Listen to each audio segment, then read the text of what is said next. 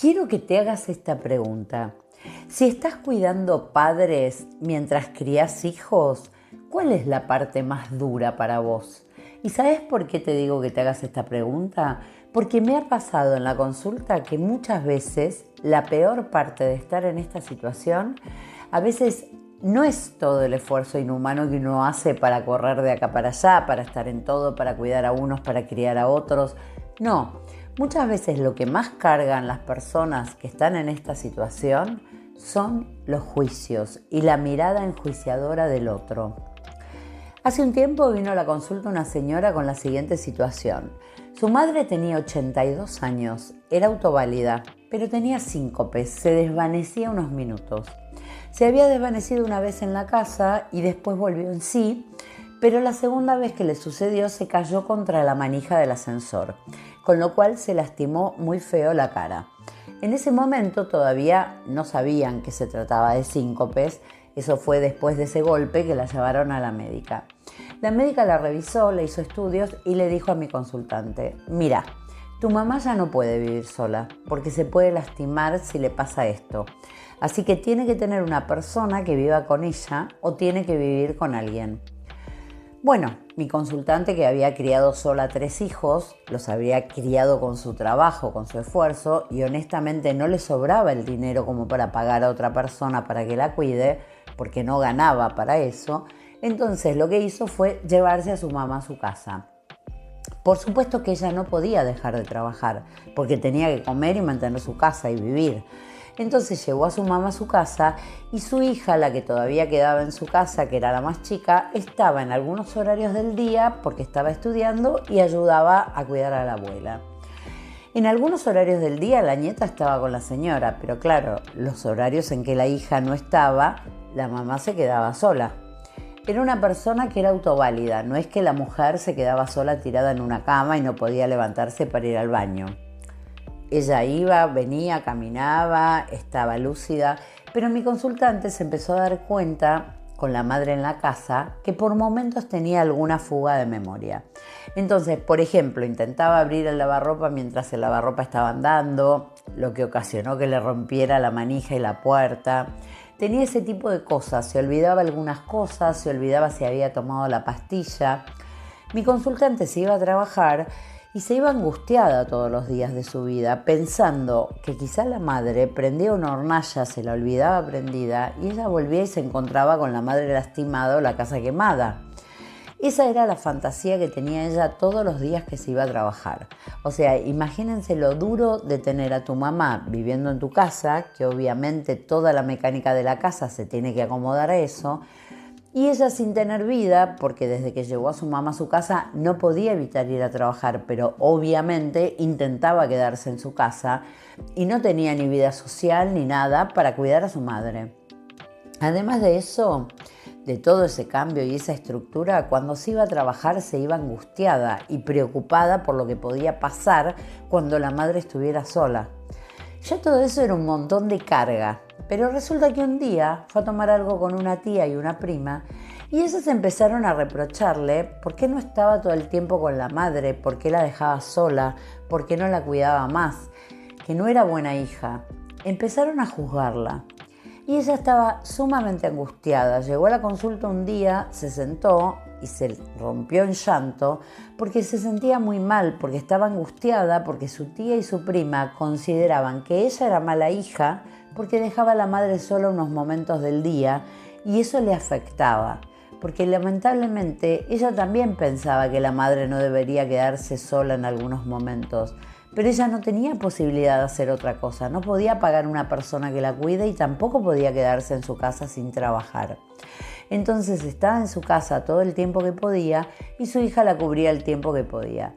Estaban haciendo todo lo que podían por su mamá y no podían hacer más que eso. Y estas personas venían a reprocharle que ellas no hacían lo imposible. Y ella se angustiaba porque en un punto también se preguntaba: ¿seré mala hija? Y eso la tenía peor que todo lo que le provocaba la situación en sí. Entonces yo le invité a que hagamos un ejercicio. Yo le dije: bueno, vamos a hacer una cosa.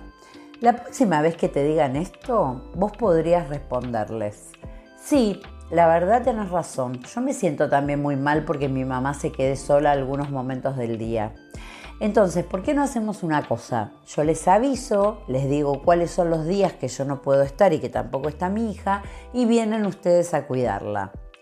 Probablemente te van a decir que no pueden y probablemente te van a decir, pero es tu madre, es tu obligación, no la nuestra. A lo que vos quizá podrías responderles, exactamente, es mi madre y no es la madre de ustedes. Entonces tienen dos opciones, o vienen y colaboran y ayudan en un momento tan difícil, o no opinan sobre mi madre o sobre mí, porque así como no es su madre para cuidarla, tampoco es su madre para opinar sobre ella. Porque si no van a ayudar, no tienen por qué opinar.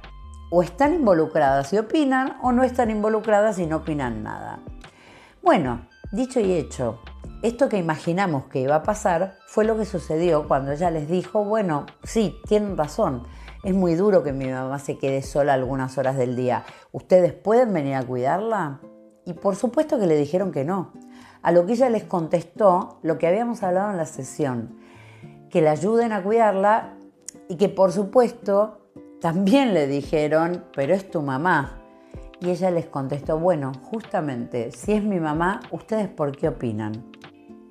No tienen nada que opinar si no van a ayudar.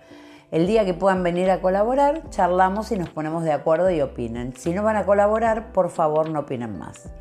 Y después de este límite, nunca más le dijeron nada.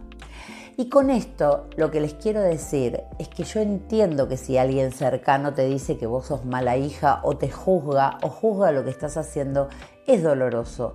Pero ¿sabés qué? La gente que suele juzgar a las personas que cuidan a adultos mayores mientras están criando hijos o aunque no estén criando hijos, en general son personas que nunca cuidaron a adultos mayores. Si ustedes se ponen a observar, en general la gente que dice no, yo nunca pondría a mi padre en un geriátrico, en una residencia, o yo nunca dejaría a mi padre solo, yo nunca tal cosa o yo tal otra, son personas que nunca tuvieron que estar frente a esta situación, porque la gente que juzga a los cuidadores no son cuidadores. Los cuidadores saben del estrés que significa cuidar, saben que a veces cuidar a adultos mayores es muy difícil porque no se dejan cuidar, porque son personas testarudas, porque les cuesta ser vulnerables y por un montón de otros motivos.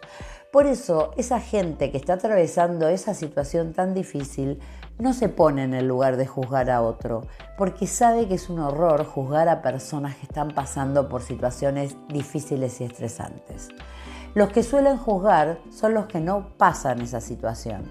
Son los mismos que si tenés un robo y reaccionás de una manera te dicen, no, yo hubiera reaccionado de otra. No, señor, usted no sabe cómo hubiera reaccionado en una situación límite, porque nadie lo sabe. Tengo muchos consultantes que dijeron, yo voy a reaccionar de tal manera cuando me pase esta situación límite, y reaccionaron de la manera contraria, porque uno no sabe cómo reaccionar frente a lo que lo agobia o frente a un estresazo, frente a una situación que te descoloca o que nunca viviste y que no estás preparada para vivir. Entonces dejemos de juzgar a la gente. La gente hace lo que puede y en vez de juzgarla, tratemos de ayudar. En vez de juzgar al que está cuidando y hace todo lo que puede, ofrezcamos nuestra ayuda. Porque muchas veces la gente que cuida no es que hay cosas que no hace porque no quiere, hay cosas que no hace porque no puede. Entonces lo que podemos hacer desde nuestra empatía es ofrecerles ayuda y tener compasión por ellos, no criticarlos en su cuidado, no criticarlos en su tarea de cuidador, porque es muy fácil criticar a gente sentado en el sillón de tu casa. Por eso, si cuidas a adultos mayores, si crías hijos, cuando alguien te critique o te juzgue, pregúntales si están dispuestos a ayudar. Y si no están dispuestos a ayudar, explícales que como no están dispuestos a ayudar, que opinen sobre su vida. Que no vas a permitir nunca más que opinen sobre cómo vos sos como cuidador, ya que haces todo el esfuerzo que podés. Si te gustó este video, no te olvides de suscribirte. Y si pensás que hay alguien a quien pueda ayudar, compartilo.